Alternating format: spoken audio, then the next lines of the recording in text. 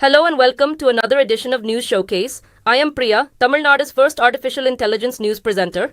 First images of laborers trapped in a tunnel have emerged 10 days after it collapsed in Uttarakhand state.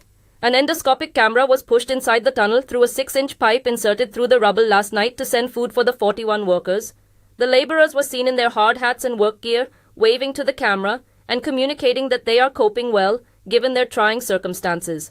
Rescue officials, speaking to the workers through walkie-talkies, were seen asking the workers to come in front of the camera. 2 tunnels are being drilled horizontally from the right and left sides of the main tunnel, while a vertical shaft will be drilled from the top of the tunnel. An international tunneling expert team arrived yesterday and joined the efforts. A robotics team from Defense Research Organization DRDO has also reached the site. Tamil Nadu's Chief Minister has suggested that policies related to education should come under the exclusive control of the states. M.K. Stalin said, "The Chief Minister of a state should be the Chancellor of universities, and the legal drafts have been passed in the state legislature. Currently, the governor of a state appointed by the federal government is the Chancellor of universities across India." Stalin said he was hopeful there would be good news soon in this regard. Stalin's comments comes amid a legal face-off between his state and the governor over delays in approval of bills. Tamil Nadu Minister I. Periyasamy has expressed confidence in the Supreme Court in the row between the state government and the governor. He told reporters in Tindukal the Supreme Court will accept the constitution and reach a good decision. Referring to the row over delay in approving bills by the governor, the minister said the governor should follow the court's guidelines. According to the constitution, the governor should approve a bill when it is sent to him for a second time by the legislature. Actor Mansoor Ali Khan, who is facing a backlash over his alleged sexist comments, has said he was being made a scapegoat in the controversy. Khan said the South Indian Film Actors Association was using the issue to target him. He said demanding an apology was unfair without knowing the issue. There was widespread outrage after actor Trisha described Khan's comments as sexist, disrespectful, and in bad taste. She described him as pathetic and a blot on mankind. Prominent members of the film fraternity joined her in condemning Khan. His remarks were centered on intimate scenes and those depicting sexual violence against women in the movies. The state president of the BJP has said the state-run Avin Milk Cooperative has been hit by corruption under the DMK government. Writing on social media site X, Annamalai blamed Dairy Minister and his predecessor Nasser for the corruption. He said reduction in procurement has led the sharp rise in the price of milk. He said explanations by the minister will not resolve the problems at Avin. In a sharp attack, he said, the dairy department has become a tool for extortion and was delivering less milk and taking more money. The Enforcement Directorate, which investigates financial crimes, have carried out searches in jewelry shops in the southern city of Trichy. The raids follow similar searches on gold sellers in Chennai. Officials arrived in half a dozen cars at midnight, entered jewelry stores, and checked documents, gold and silver ornaments. The officials were accompanied by police personnel. Reports said some of the shops the investigators searched were on Jabbar Shah Street. The shops were identified as Chakra Chains, Ruby, Surya, and Vignesh. There is no word on what the investigators were looking for or the reason for the searches. Kartigai Deepam festival continued on the 4th day at the Annamalayar temple in Tiruvannamalai. The Pancha Murti was seen with special decorations at the main hall of the temple where Aradhanas were held. Later, the different deities were taken in a procession on chariots through the streets as large crowds or devotees received blessings. The festival, the biggest in the town, in the south of Tamil Nadu, is held annually for 10 days in a row and draws thousands of Hindu devotees and pilgrims.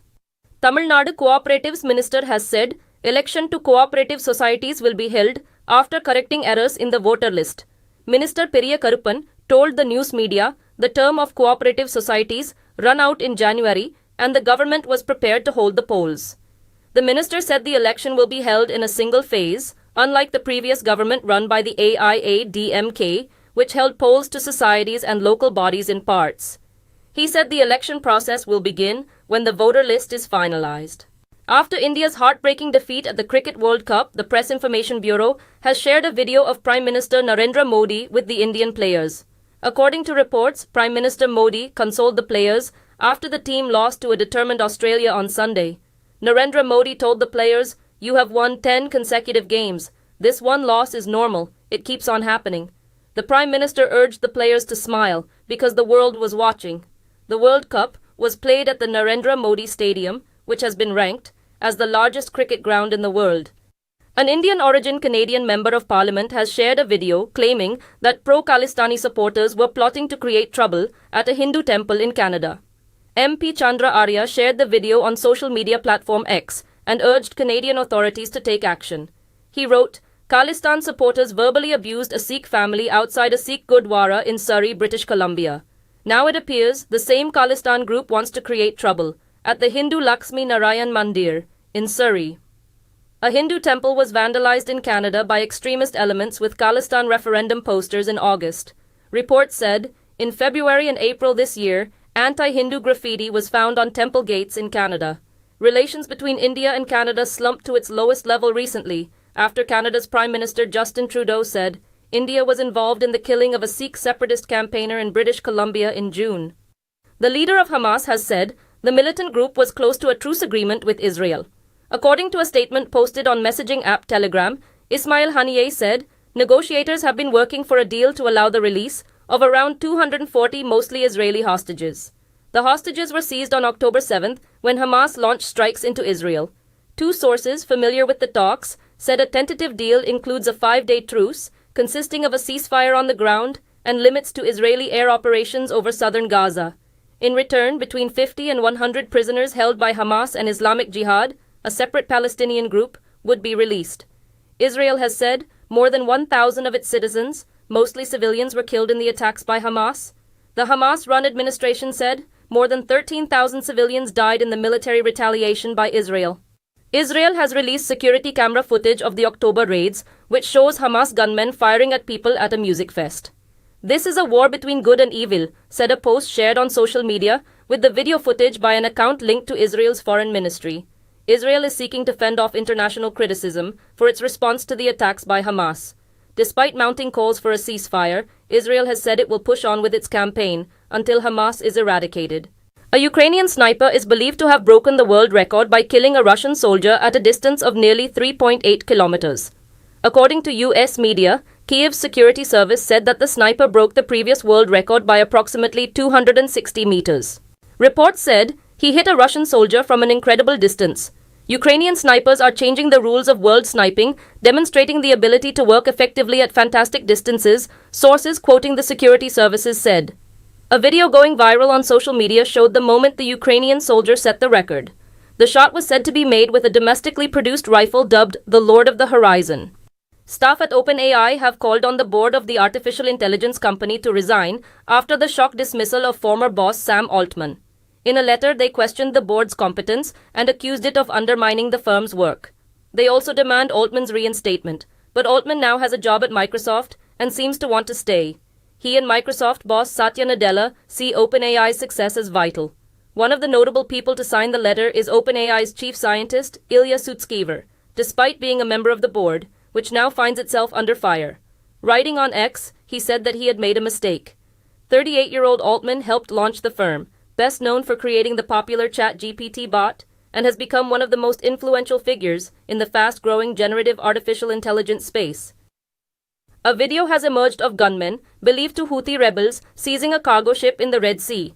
The Yemen-based rebels said the ship belonged to the Israelis. Though not verified, the video shows rebels dropping onto the ship from a chopper and running across the deck. The rebels have said they consider Israeli vessels as legitimate targets. Israel has said the ship or its crew does not belong to it.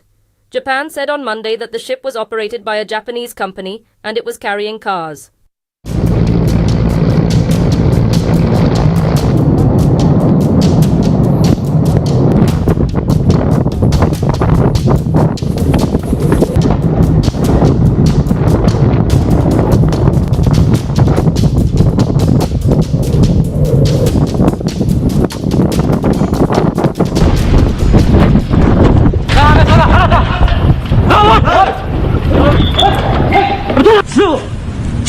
True.